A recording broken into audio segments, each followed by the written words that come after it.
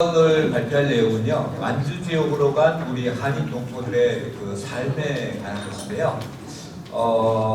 제가 이제 이야기의 초점은 지금 만주 지역에서 그 상여가 백두산 인근의 안도현이라고 있습니다. 백두산이 있는 지역이 안도현인데요. 그 안도현의 그 장흥향이라는 거기 그 영월도 장흥향이라는 곳에서 이제 상여가 왔는데. 그 상여가 온 지역이 있지 않습니까? 거기에 이제 우리 동포들이 언제 만주로 가서 살으셨고, 또 특별히 그 산 지역 가운데서 안도현 쪽으로 상여가 온 지역에 한국 사람들이 언제 가서 어떻게 살았는가, 그런 부분에만 초점을 맞춰서 여러분한테 좀 말씀을 드릴까 합니다.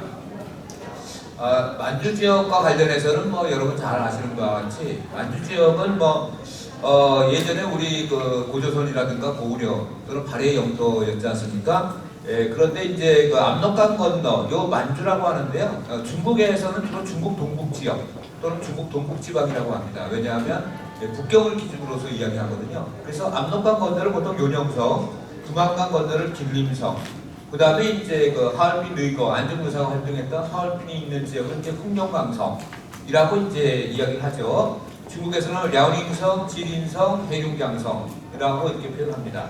그리고 바로 이 두만강 건너에 길림성 있는 이쪽 지역, 여기에 이제 연변 조선족 자치주가 있고 저희가 흔히들 이야기하는 조선족이 살고 있는 지역이고요. 바로 이쪽 지역쯤에 이제 백두산이 있고, 백두산 인근 지역이 바로 안도현이 있는 지역이다라고 이렇게 말씀드릴 수가 있겠습니다. 네, 이전으로 안 계신가요? 네, 이전으로 한번만 돌려주실래요? 여기에 보니까 그 전으로 가면은 이게 이전, 그 앞으로, 여기 감사합니다. 이게 연변 조선족 자치주인데요. 연변 조선족 자치주는 6개 지역으로 나눠져 있습니다. 두만강 건너 지역에 이쪽은 러시아 쪽 국경 지역은 훈춘이라고 그러고요. 이 왕청현이라고 해서 여기 북로군정소, 청산리 전투 수비를 이끌었던 북로군정소가 있던 지역이고요. 그 다음에 이쪽 지역은 활용현인데 청산리 전투 지역이 있던 만대 용정 이쪽 지역이고요. 여기는 이제 발해가 있었던 도나 지역. 그 다음에 이제 이쪽이 바로 이제 안도현 지역이 됩니다. 그리고 이쪽이 이제 백두산이 있는 지역이 되고, 상여가 온 지역은 바로 이쪽 지역이 되겠습니다. 네, 우리 조선 사람들이 만주로 이주한 거는요, 1860년대 초부터 만주로 이주합니다. 1860년에 한경도라든가 평안도 지역에 흉년이 들었고요. 그래서 먹고 살기 위해서 경제적인 이유로 만주 땅으로 건너가게 되는데, 바로 그 압록강을 건너서, 이 압록강이죠. 압록강을 건너서 만주로 이동도 하고, 또 여기 두만강입니다. 두만강을 건너서 이제 만주 땅으로 갔다. 그래서 1860년대에는 경제적인 이유로 갔고요. 1905년에 을사조약이 맺어지고 1910년에 나라가 망하지 않습니까? 그리고 1919년 3.1운동이 있었죠. 바로 1905년, 1910년, 1919년 이때는 주로 우리 한국 사람들이 독립운동을 위해서 정치적인 이유로 만주로 망명을 하고, 그래서 그 만주 지역에 수많은 독립군들이 있고요. 그 대표적인 전투가 청산리 봉오동 전투고, 내년에 이제 청산리 전투, 봉오동 전투 100주년이 됩니다. 이번에는 1909년 안중근 의거가 있었던 110주년이죠. 그렇기 때문에 안중근 의사의 그 상여가 내일 행사가 있습니다만은, 내년 같은 경우는 청산리 봉오동도 수많은 만주 지역에서 출행했던 독립운동을 했던 그런 어떤 독립군들의 상여가 내년에 이제 올 수 있으면 좋겠습니다. 거기 잊혀진, 그리고 수많은 잊혀진 계곡의 산골에 묻혀 있는 우리 수많은 독립군들, 그리고 그 독립군들을 후원했던 수많은 우리 동포들의 무덤, 이런 것들이 제대로 꽃상에 실려서 오지 못한, 거꾸로 돌아오고 싶어도 돌아오지 못한 수많은 분들이 계시죠. 즉 만주 지역에 살았던 우리 동포들의 삶 중에 한 부분은 독립운동을 후원하고 또는 독립군이 되어서 투쟁했던 삶, 그것이 바로 만주 지역 동포들의 가장 중요한 삶 중에 하나다 라고 이렇게 좀 말씀드릴 수 있을 것 같습니다. 그래서 이렇게 만주로 이렇게 이동하는 모습입니다. 압록강 두만강을 건너서 이렇게 만주로 갔고요.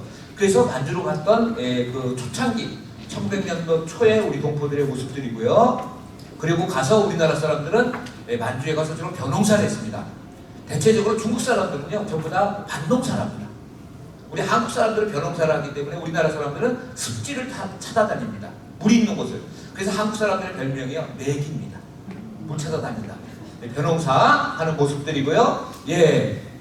그리고 그런 가운데서도 우리나라의 어떤 전통 명절 있지 않습니까?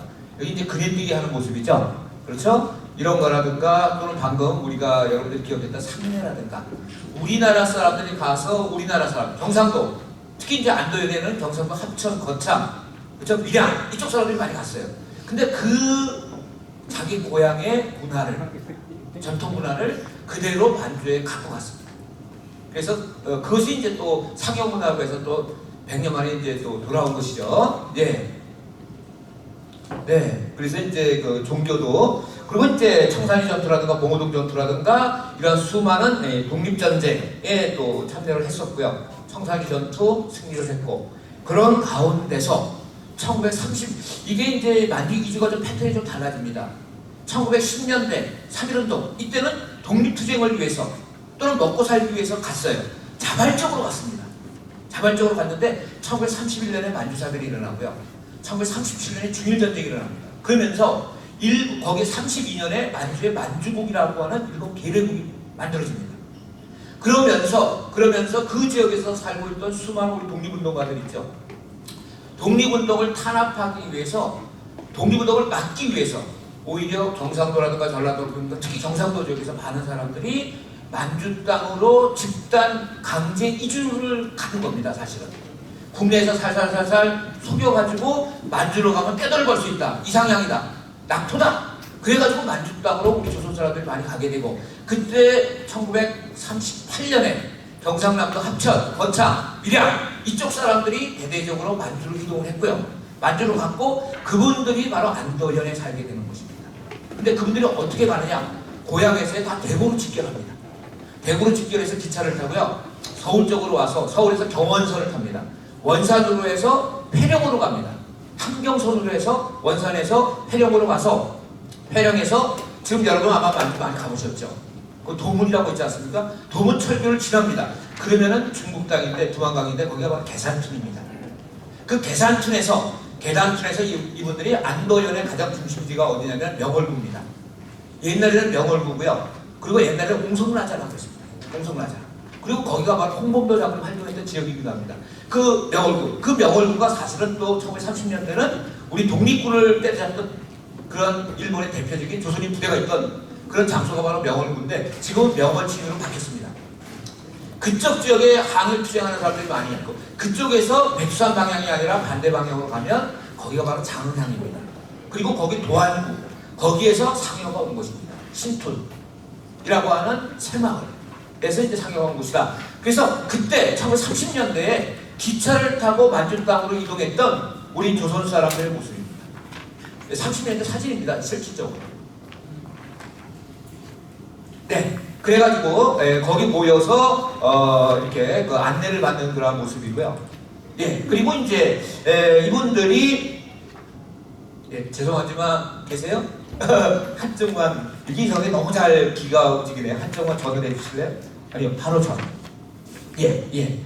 그래서 이제 1938년에 이주를 해가지고요. 집단 불황기라는 곳에 이렇게 가게 됩니다. 지금 현재요, 여러분이 우리 강의원 위원님께서 교수님께서 찍은 사진들 뒤에 이제 보시게 되겠는데 지금도 마을 형태가 이런 식으로 되어 있습니다. 이게 뭐냐면 만주에 이렇게 산이 있고 또 강들이 있습니다. 강들이 있는데 여기에다가 38년, 1933년부터 39년까지 남쪽에 있는 사람들을 강제로 이주시켜서 우리 독립군들이 많이 출몰하는 지역 있죠. 그 지역에 마을을 만듭니다. 그리고 그 주변에 있었던 수많은 마을 사람들 있죠. 이걸 한 곳에 모읍니다.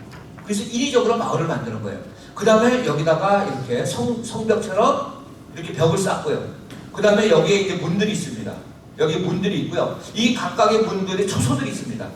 그래서 소위 말하면 그 옛날에 빨선 투쟁할 때도 보급 투쟁한다고 그러지 않습니까? 땔감이라든가 식량 같은 거 그런 것들을 이 마을들이 바깥에 있으면은 그 바깥에 있는 마을에서 독립군들이 그런 것들을 보급을 할 수 있기 때문에 그 못하게 하기 위해서 바로 여기에 이러한 어떤 근거지를 만들고 마을 사람을 다 여기다 집어넣습니다. 그 다음에 이쪽에 해자라고 해가지고 다 물을 채웁니다. 그리고 다리를 만드는 거예요. 사람이 못 들어가게. 그렇게 해서 철통 수비를 하고 여기에 있는 우리 마을 사람들을 훈련을 시킵니다. 자경대라고 해가지고. 그래가지고 독립군하고 싸우도록 이렇게 만드는 부락들 있죠. 그게 바로 집단부락인데 이번에 상여가 온 신촌, 명월 거기도 그러한 과거의 집단부락이 하나입니다. 구성원은 바로 경상남도사. 이렇게 보시면 됩니다.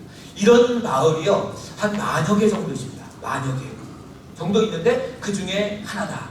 그래서 이번 거는 명월구 장흥향, 향이라는 게 행정단입니다. 도안구, 신촌, 새마을 것이다. 이렇게 보시면 됩니다. 네, 그리고 이렇게 토치카처럼 이렇게 다 돼 있죠. 네, 다 이런 식으로 돼 있습니다. 예, 그리고 여기 이제 사람들이 그 당시 살던 모습이고요.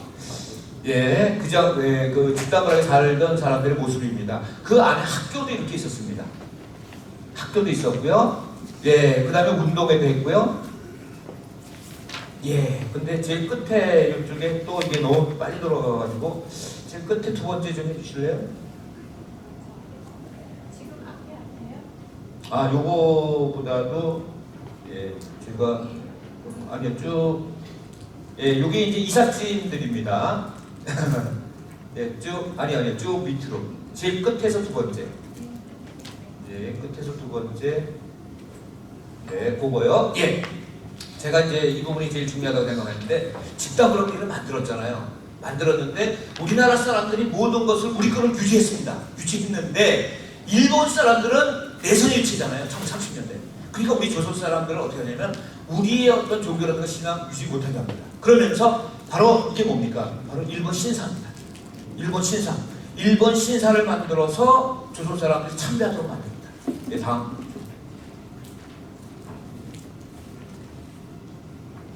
네, 아이고 마지막 전에 하나 더 할게요. 네, 요겁니다. 그래서 신사라든가 이런 데서 제사 지내는 모습입니다. 그래서 제가 이야기하고 싶은 건 뭐냐면은 우리나라 사람들이 1930년대에 일본 사람들에 속아서 만주에 가서 집단부락에 소속이 됐습니다. 그 집단부락에 소속이 돼서 우리 독립군을 오히려 토벌하는데 강제적으로 악용이 됐습니다. 그러면서 또 일본 사람들, 우리나라 사람들한테 어떻게 되냐? 신사를 참배하도록 했습니다. 그런 억압과 압박 속에서도 그 당시에 갔던 이 신촌, 이 사람들은 우리의 어떤 전통문화, 즉 상례를 지키기 위해서 그만큼 애를 쓰고 노력했습니다. 그 결과 지금 상해가 남아있는 것입니다.